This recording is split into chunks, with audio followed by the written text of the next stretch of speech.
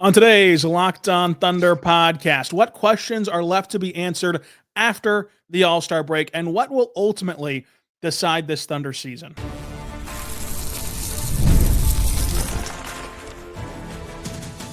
You are Locked On Thunder, your daily Oklahoma City Thunder podcast, part of the Locked On Podcast Network, your team every day. Let's get it going on the Locked On Thunder podcast, on the Locked On Podcast Network, your team every day. I am your host, media member and beat writer for Thunder on SI, Rylan Stiles. Follow me on Twitter at Rylan_Stiles. Follow the show on Twitter at LO ThunderPod.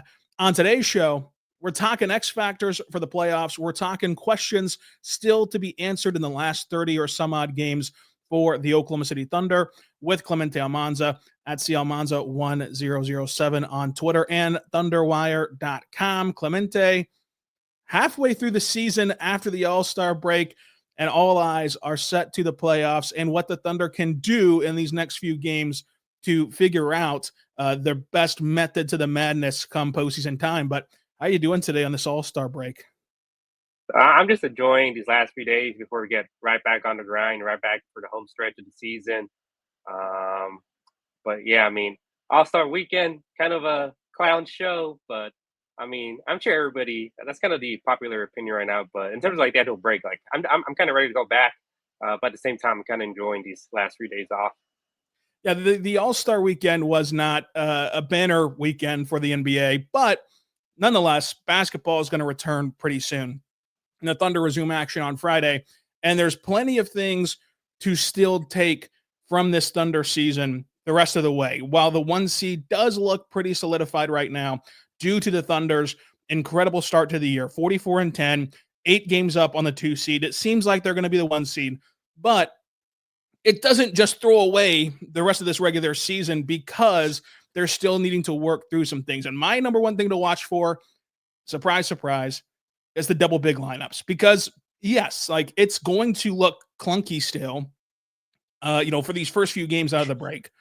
But you can't just abandon that situation. You can't abandon those looks because even if it costs you a game or two, the reward for dropping a couple regular season games is to sharpen and fine-tune a double big situation that in certain matchups you're really going to need. You're really going to need to close with. You're going to need to play high leverage minutes in the postseason with. And so you'd be doing yourself a disservice not to get a look at that. But obviously that's going to be under the microscope in these next few games of how Chet and Hartenstein look together. What have you seen from that lineup, and what do you think it can ultimately become? No, yeah, I mean, it's been kind of mixed results so far in these first 3 games since Chet came back. But like you said, you just got to stay patient with that. I mean, I know this was preseason, but we kind of saw in preseason just how good those 2 guys can be together, especially that first half against the Rockets where the Rockets play all their starters. Same thing for the Nuggets game where where Hartenstein fractured his hand. Like in those sample sizes, like both of those guys played really well off each other. They really complemented each other on both sides of the ball. And we've seen glimpses of that in these 3 games since Chet's been back. But like you said, with the first seed kind of wrapped up, that's going to be probably the biggest, I guess, question that's got to be answered the rest of the way. And, I'm assuming by the time the playoffs roll around, Chet's going to look a lot better in April than he is right now. And that kind of goes hand in hand with just how, him and Hartenstein kind of look together. But yeah, I mean, all the big questions left for the rest of the season are going to be Chet related in terms of that. And if he can knock off any rust he has from missing 3 months, and if he can kind of return to playing to what he looked like pre-injury or as close to it as possible, because that's what's ultimately going to matter this season is how they do in the playoffs. Yeah, I mean, that's the second biggest thing to watch for is just Chet individually, because in those games prior to his hip fracture, he looked incredible. He looked like a bona fide all-star. He looked like he could threaten for an all-NBA team. He looked like an all-defensive member. And the key to his success in those 10 games was his ability to take you off the dribble and play off the catch and get to his spots and really become a go-to scorer for this team that is still searching for who's going to be that number 2 option next to Shai, that number 2 scorer next to Shai. And so in these next few games leading into the postseason, you're going to have to see how close can he get to what he was pre-injury and what he was in those 10 games, because you saw all the work he put in to get better as a scorer, to get better at creating for himself. And he really did take a leap that I think might not be able to be shown the rest of this season because of the nature of that injury.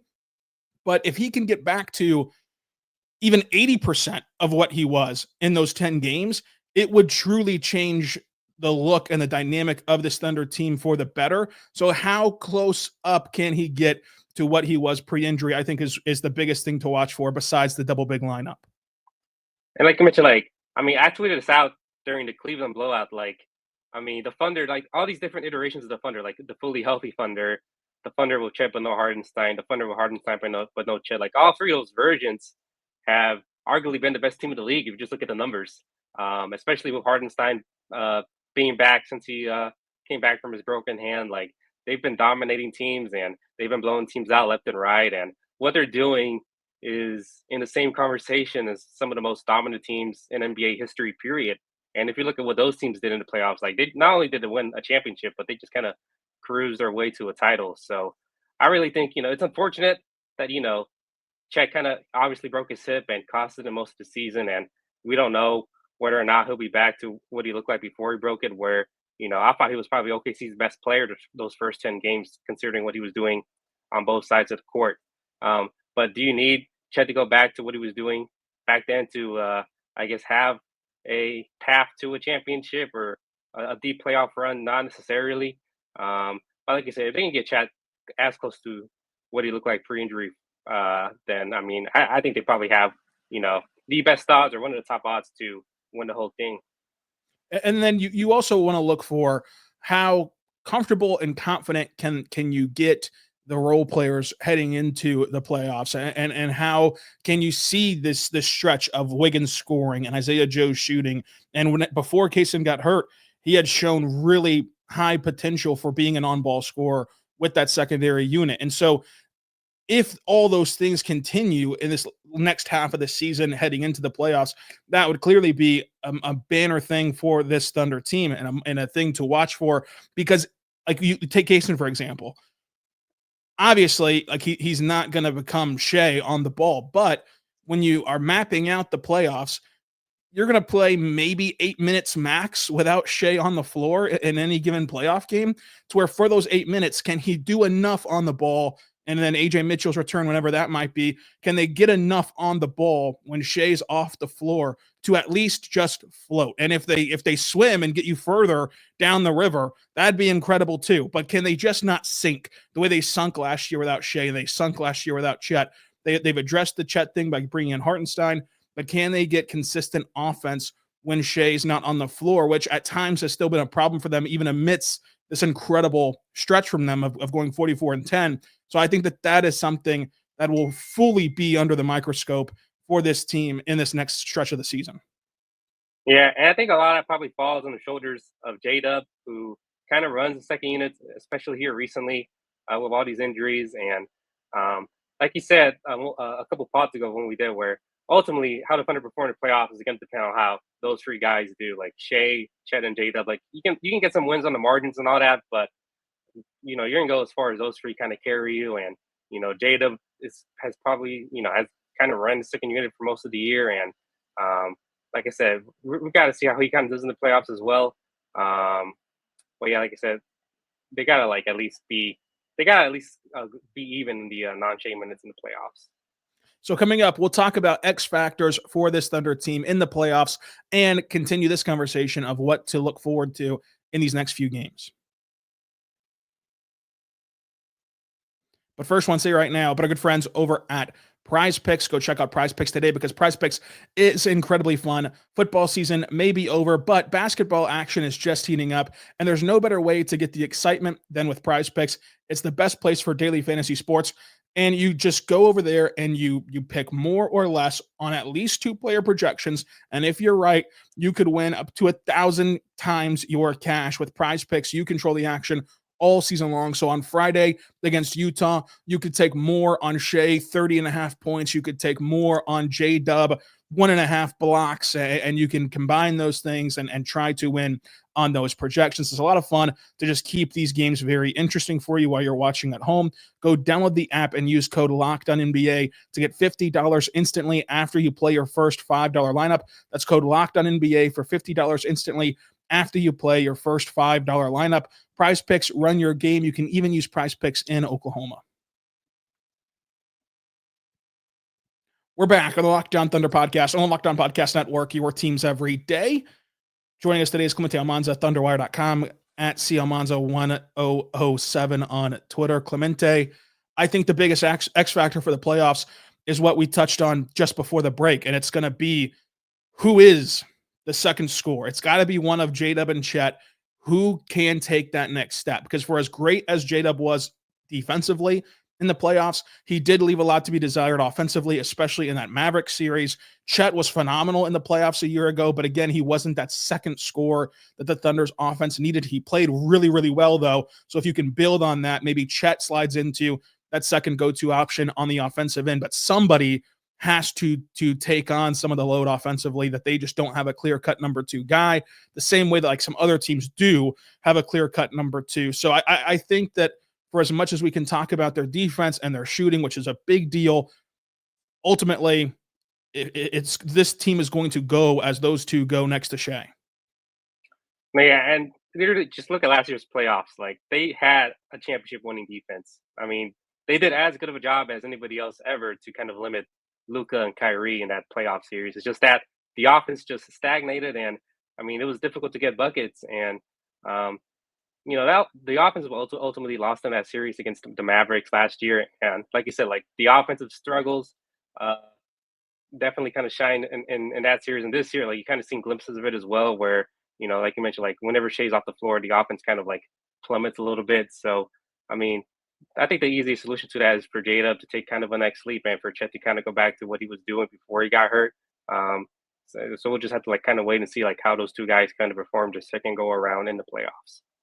And then you look at this, and part of the reason the offense went stagnant was the team who had the best three-point percentage a year ago in the regular season cratered in the playoffs. And it was, I think, stemming from the fact that you can't replicate the shots that they were getting last regular season in a playoff setting, where like last year, those open threes were on low volume, and that's how it boosted their percentage. And it was all based in and rooted in Shai's gravity as a guy who gets downhill, and the defense wants to stop him from getting downhill. And when he kicked it out to Wiggins and kicked it out to Joe, etc., in the regular season, no one's really trying every single night. They're kind of waving their hands at those guys and letting them shoot open threes.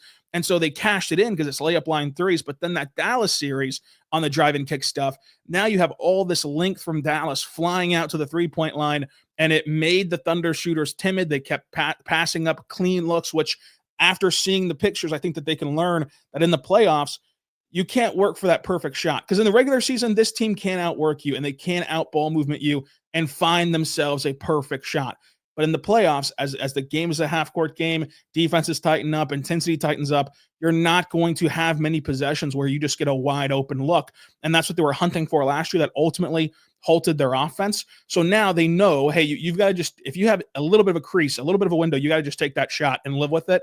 And they're also changing the way that these threes are coming. And this is something that Isaiah Joe's talked about and Mark's talked about, of even though it's sacrificing their three-point percentage, even though it's sacrificing some short-term reward of being the best three-point shooting team in the NBA in the regular season, it's ultimately getting them better for the postseason. When you have Isaiah Joe coming off screens instead of just relying on stationary catch and shoot stuff, he's a more movement shooter, and that's trickled down to every role player. And then you also see Shai and J-Dub more comfortable taking threes, and especially Shai.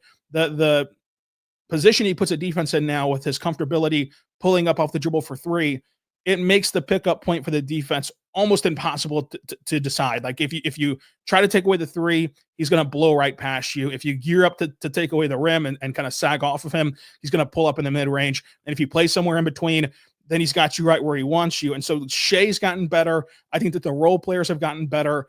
But the Thunder didn't go out there and trade for a guy who, like, is a bona fide, hey, he's done it before. He's hit big playoff shots. So the rest of these guys will continue to be questioned until they actually do it. And they're gambling that, like, hey, in a 7-game series, we'll find a couple nights where, like, maybe this game it's Isaiah Joe who's hot. Maybe in game 2 it's Wiggins and Caruso. Maybe in game 3 it's Kaysen and back to Joe. Maybe in game 4 it's Chet who's hot from 3 and J-Dub's lights out from 3. And they're just banking on they can keep flipping through this Rolodex of their roster and finding who can shoot. That's got to actually happen, though, come playoff time for this team to fill its lofty expectations. So I think that the three-point shot will, of course, be a big deal. No, yeah, and we're kind of seeing kind of the fruits of that here recently. They've been one of the best three-point shooting teams over the last month or so after kind of a slow start. And like you mentioned, like all of training camp, all of the early part of the season, like Mark and everybody else preach the same thing about how they're willing to sacrifice their efficiency if it means they've increased their volume for free, and it's a simple math problem like that.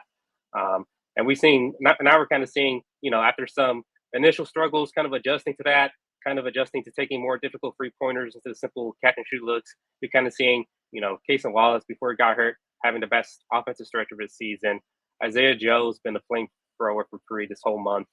Aaron Wiggins, I mean, he scored double-digit points for most of the month. Alex Caruso, he's starting to get a little bit of rhythm now that he's for me when he came back from this past injury as well. So you're seeing like a lot of these guys just kind of, turning the corner on their three-point percentage. And now, we'll see how they do in the playoffs. Like, we won't know until it actually happens. But, I mean, you just got to feel super confident that a lot of these dudes are going to be able to kind of handle some of those scoring responsibilities the second time around. And I think that another X factor is just trying to bake into the cake the changes that the Thunder have made. And it is hard. I mean, we do it too. It's not just the national people who do it. But you look back at the last playoffs, and for as bad as you want to say everything was, and for as that Dallas series felt like it was just an uphill battle from the start, they went to 6 games with Dallas. They blew a lead that would have put it to a game 7 in the Paycom Center, which we know anything can happen in a game 7. And they had a 0-point differential while having all these flaws where Josh Giddey's played off the floor. They had no backup center, to where, like, you repeat that series even with just Hartenstein's addition, forgetting anything else that's improved or anything else that's changed, and you no longer just get drummed when Holmgren's off the floor. That changes the entire outlook of the series. For as much as we can harp on the role players not shooting well or J-Dub not being enough offensively, a big reason why they got killed in that series was because they did not have a backup center at all. They had 0 backup bigs. As much as we like Jay Will, he tried his best. He worked his butt off. He deserves a lot of credit for that. He's not a true backup center. And so, like, we just don't even know what this truly looks like until the playoffs arrive. And so to use their first ever playoff run against them is already silly. But then their first ever playoff run with a roster construction that looks nothing like what today's roster construction looks like is a little bit tricky, to me, to continue to go back to. And that's where I wonder how this team is going to handle the pressure of, like, last year. Everyone knew they had roster flaws. Even for as good as they were when they won 57 games, everybody knew that there was flaws. And even though they're the 1 seed who won 57 games, they still were kind of like pat on the head and treated as this like feel-good story. And no one really expected them to go do it last year. It was kind of a fun story still. This year, if you don't at least make the conference finals, like, there's going to be countless think pieces about this Thunder team, and even reaching the conference finals. If they lose there, there'll still be stories written about them in not so favorable light from other people. And so this is the first time they've had to deal with real pressure. I think that they can handle it. It's just another X factor to throw into the mix, because fair or not fair, I personally don't think it's all that fair to expect this team to go win a title in their second ever postseason crack. However, every metric, every statistic, every eye test even shows you this team should win a title. So it's a double-edged sword that they're going to have to deal with. But coming up, Clemente, let's get away from the big picture. Let's get away from the playoffs. We can worry about that in 30 games. Let's look back on what this season has been to this point and what some of the best moments have been from this season.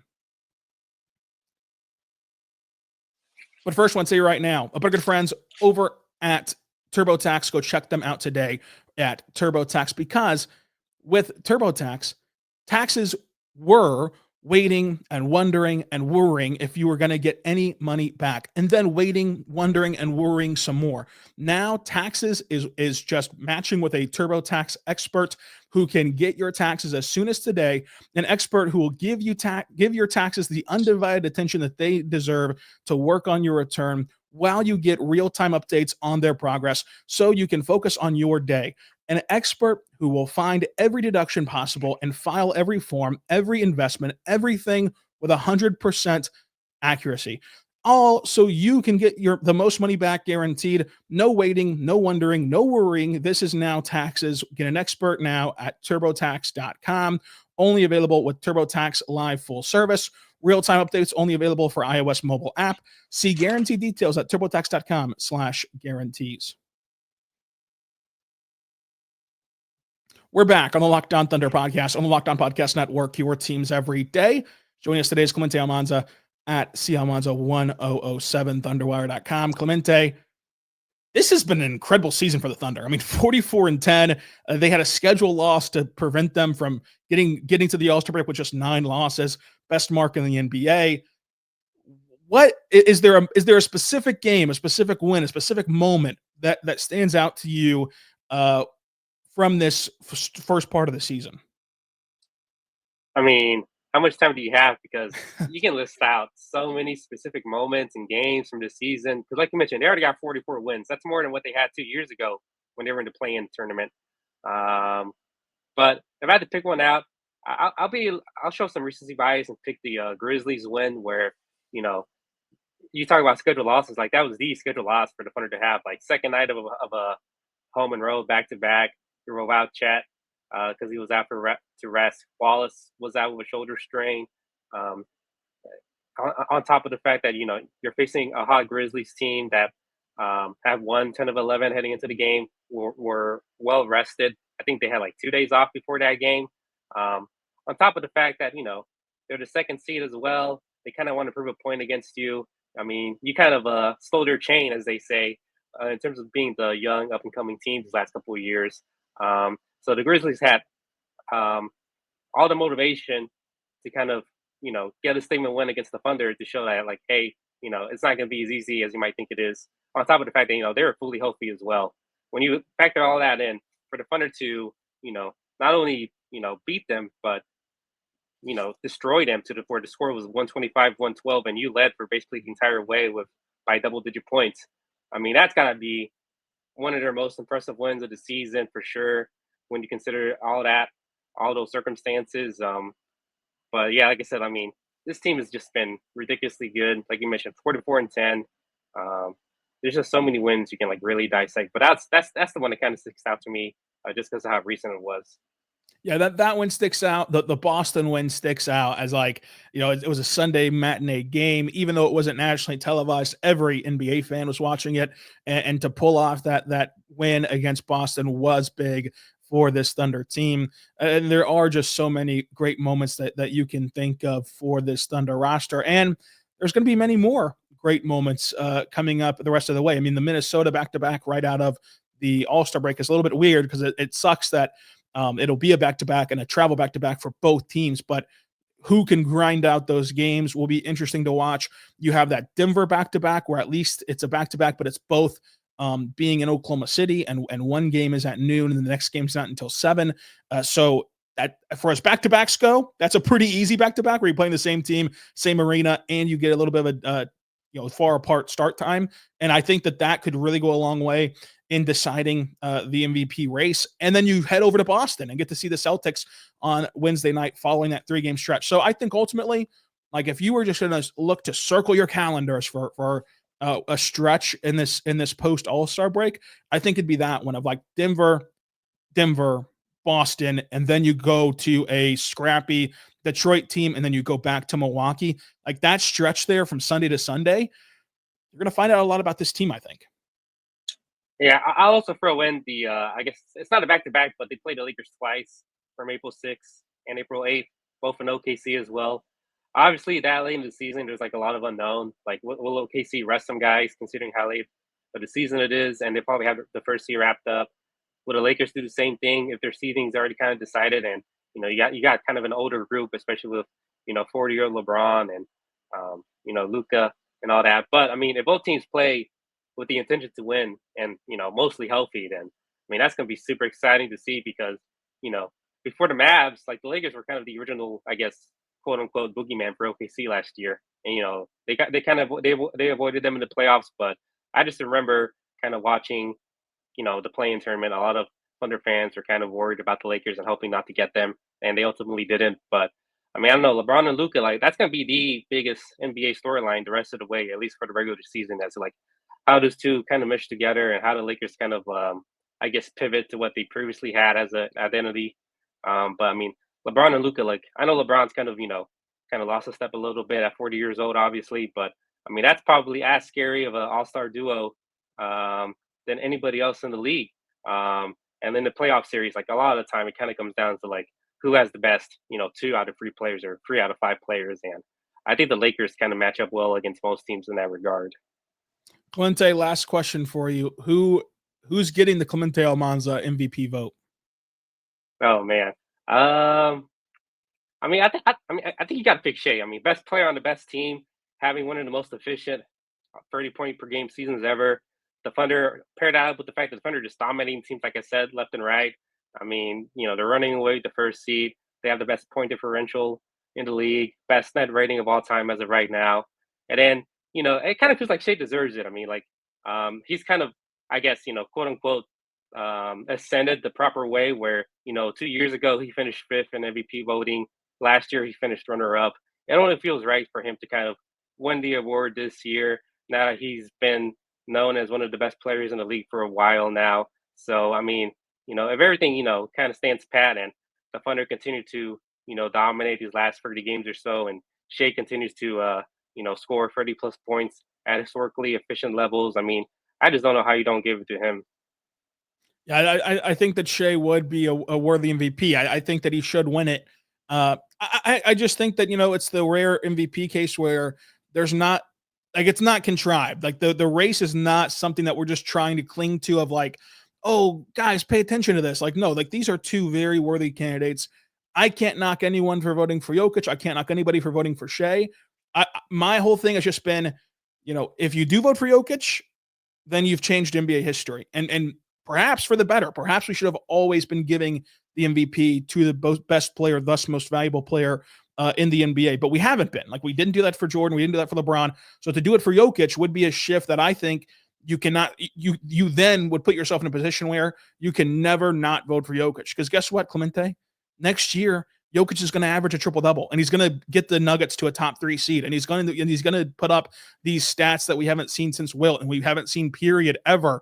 And so he's just going to always do this. And so, like, if even this Shai season, which is all that you rattled off, can't dethrone Jokic, then nobody can. And you just got to keep giving him the award. And again, maybe that's what we should have been doing the whole time with Jordan and LeBron.